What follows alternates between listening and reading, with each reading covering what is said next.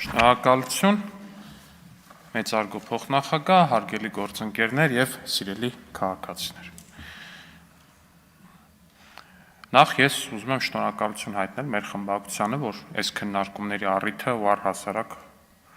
այս ֆորմատը ստեղծել է, որ ազգային ժողովի առաջ հաշվետու են քննչական կոմիտեի նախագահ,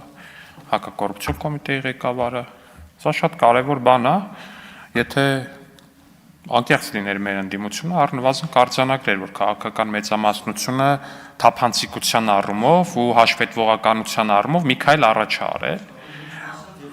Պարոն Խաչատրյան, ես հարց չեմ տվել, բայց հա, շատ լավ։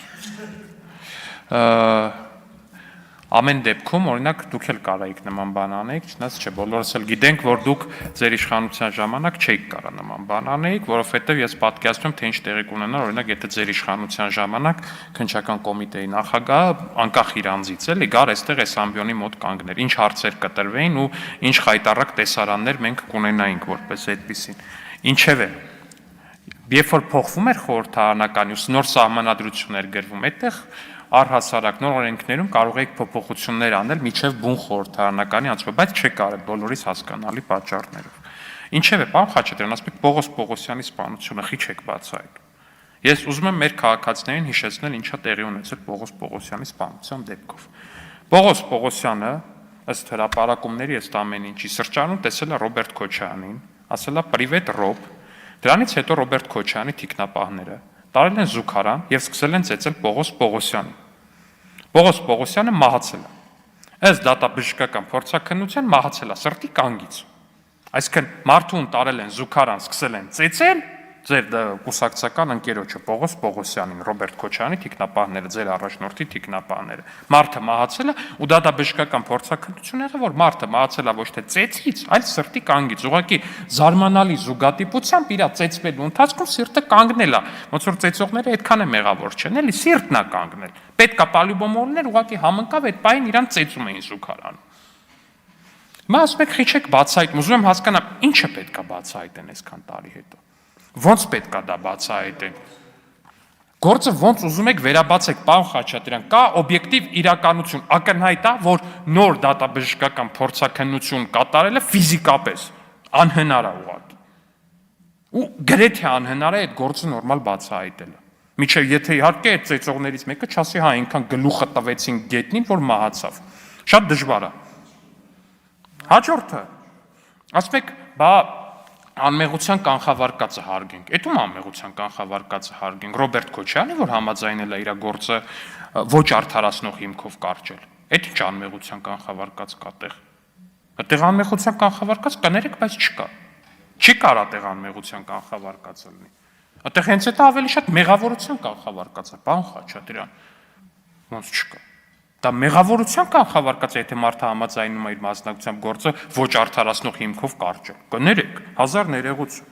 Ասում եք կոռուպցիա ենք բացահայտում, էս ենք անում, կոռուպցիայից ենք խոսում։ Անհասցեական են ձեր մեղադրանքները։ Ի՞նչն է անհասցեական։ Ի՞նչն է անհասցեական։ Դրանից ավելի հասցեական չի լինի։ Այդ ապօրինի գույքերը, այդ կոռուպցիայի դրսևորումները մեր քաղաքացիները մենք էլ իրանց հետ ներառյալ, ասած անկիր գիտենք, ասած ուրվագծով կարան շենքի նախագծով կարան ասեն, որ տունը ումն է։ Իհարկե կարաք մեզ մեղադրեք, ասեք, բախի չէիք բան անում, բայց 7 տարի ախի չեք ելնում, ինչի դեպ շատ արդարացի պնդում է,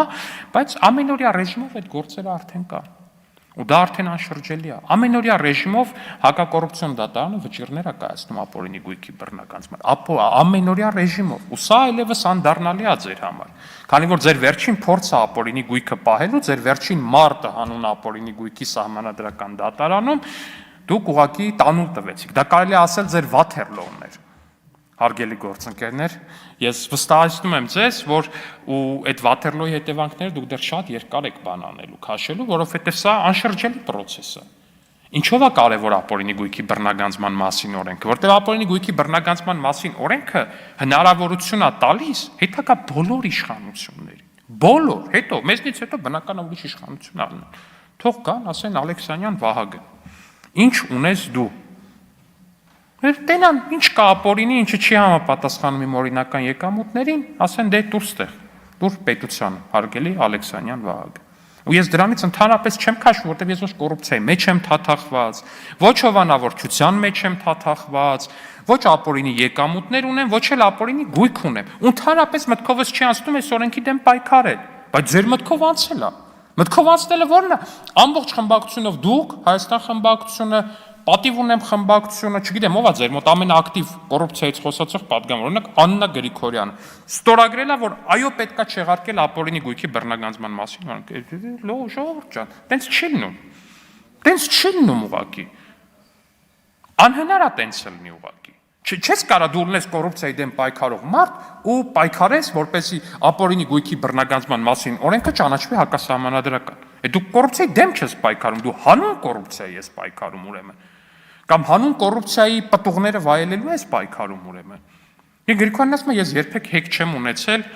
ոչ էլ բան։ Հա, հեկ չի ունեցել, մի ՍՊ-ա ունեցել, որը ունեցել է հեկ կառուցել ու շին թույլտվություն, հետո այդ ծախել է այդ ընկերությունը։ Հեկ չի ունեցել։ Հա։ Արթուր Հովհաննիսյանն է որոշել է դատի տա։ Ես անձամբ այդ դատը մեծ հետաքրքրությամբ կդիտեմ, էլի, օրինակ, շատ հետաքրքիր։ Կամ հարգելի գործընկերներ, անորակ շինարարությունից կամ բանից այդ ոլորտում կոռուպցիայից է խոսում։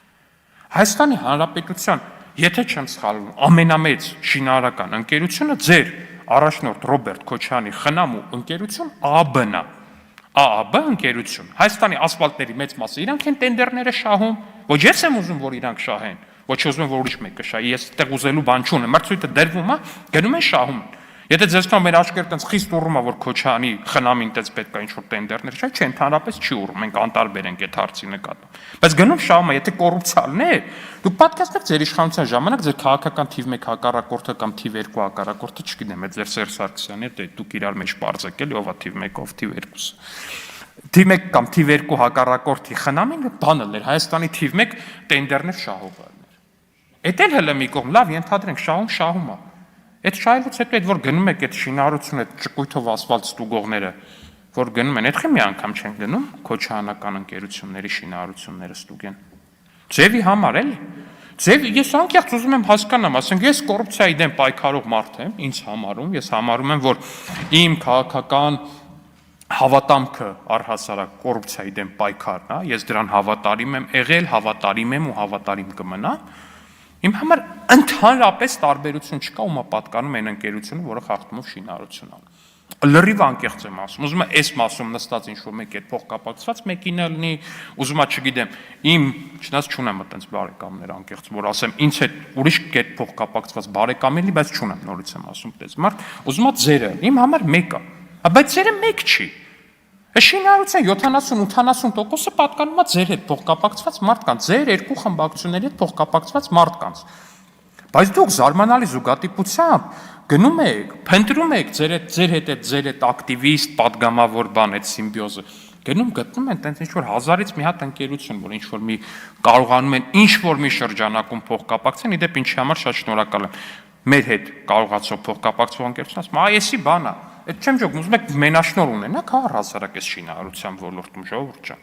Այդ բան է կան, այդ անհագություն կա, հա, այդքան այդ ամեն ինչի մեջ, որ ուզում եք ԱԲ-ն ոչ թե ասենք, չգիտեմ, 60%-ը շահի տենդերներ, ուզում եք 100%-ը շահի, հա։ Էդ է ձեր քաղաքական նպատակը որպես այդպես։ Դուք հասկանում եք դուք ինչ եք անում։ Ես ընդհանրապես դեմ չեմ, եթե դուք նորմալ պայքարի կոռուպցիայի դեմ, բայց դուք դա նորմալ չեք անում ախր, հարգելի գործընկերներ։ Երբ որ ասում եք, որ ինչ է նշանակում, որ շինարարությունը չի ընդունվել, դա ինձ ինչ է տալի, ոչ մի բան չի տալի, ինձ է ոչ մի բան չի տալի։ Այն բանը, նույն ԱԱԲ-ն էլի Քոչարյանի խնամու ընկերությունն էլի տենդերը շահել էր Լոռու մարզում, Թումանյան համայնքում։ Քանի գյուղի ճանապարհ կար, որ պետքա կատարեր։ Ամիսներով չէր անում այդ աշխատանքը, տենդերը շահել էր, քանի ամիս չարեց։ 6 գյուղի ճանապարհ էր, քանի ամիս տևեց, որ միջև արեց։ Պարտավորությունները ստանձնած, մրցույթը շահած, Քոչարյանի խնամու ընկերություն։ Գնում ասում էին, ընկեր խիչ ես անում այս բան։ Դե խնդիր կա։ Մի քիչ խորացանք խնդիրը, որնա խնդիրն էր 21 թվի ընտրություններն էին դեմը։ 21 թվի թիմ ընտրություններ դեմը։ Էդ էր խնդիրը։ Հիմա կոռուպցիա, որ ասում եք կոռուպցիան էսա նաև, էլի ժողովուրդ ջան, այս կոռուպցիա չի։ Ձեր առաջնորդի խնամին շահելա տենդերը շինարարություն անելու 6 գյուղի։ Ամիսներով չի արել, սա ժամկետներն անցել է, ունեց է անցել, որ այդ արանքում ընկելա թիմ ընտրություններ։ 21-ին էր, չէ՞ Թումանյանի ընտրություններ։ Թումանյանի ընտրությունները 20։ Հարգելի գործընկերներ, հարգելի գործընկերներ, ես ձեզ ասում եմ, որ իմ համար անձնապես ու մեր գործընկերների համար տարբերություն չկա, ով է կատարում խախտումը, ով է թաթախված կոռուպցիայի մեջ, դաժե ավելին ասեմ, կա տարբերություն, որտեղ ձեր կողմից կոռուպցիայի մեջ թաթախված, ավարտում եմ, ձեր կողմից կոռուպցիայի մեջ թաթախված մարդը, ով ընդդիմադիր է հիմական բան, իմ համար օրինաչափություն է։ Մեր կողմից եթե կա մարդ, որ այսօր կարող է գա ինձ բարևի ասի ցավը տանեմ, հետո ես իմանամ, որ ինքը կոռուպցիայի մեջ թաթախված է, ինքը իմ համար ոչ թե հասարակ սրիկա է օրինակ, ինքը իմ համար սրբապիղծ սրիկա է, որտեղ ինքը պղծում է այն բոլոր արժեքները, որոնց որ հավատացել է այս ժողովուրդը այս քաղաքական թիմին ձայն տալով, դա է իմ համար տարբերությունը։ Շնորհակալություն։